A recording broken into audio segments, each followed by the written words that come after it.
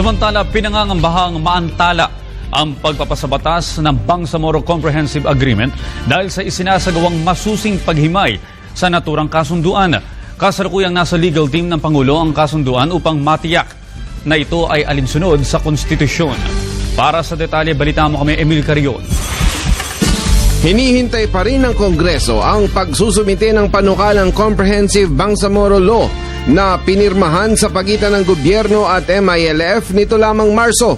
Ang draft ay isinumite sa Malacanang nitong Abril.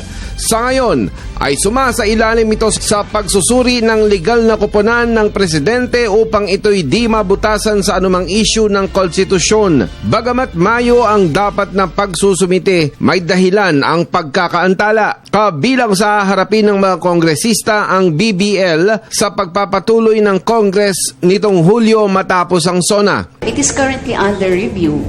It is currently under review and it partakes of a national law. Ni na Speaker Sani Belmonte at Senate President Franklin Drilon sa Pangulo na aaprubahan ng panukala bago magtapos ang taon. Pero may duda na ito ay maantala pa. I think there are certain issues which ought to be threshed out further, and the MILF was not able to get it, I think.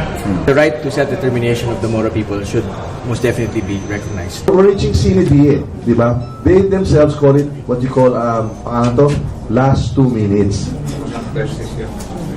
We already have what? We have the Bangsamoro. It's very important. We want the peace process, to prosper. Isang palakontrang isyo ang inihain ng ilang congressman mula sa Mindanao sa isyo ng pangingisda sa tinaguriang Bangsamoro Waters.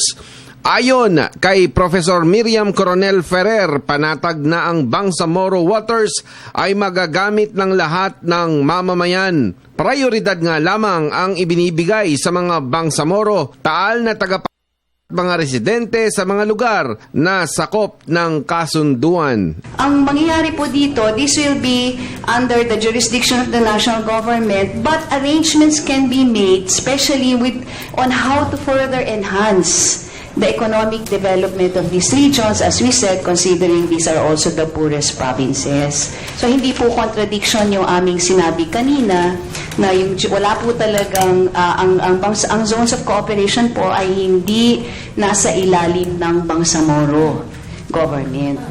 Meron lang pong mga mechanisms where that kind of cooperation can exist, and that is not unique to this place. Mula sa report ni Freddy Abando para sa Telebisyon ng Bayan, ako si Emil Carion.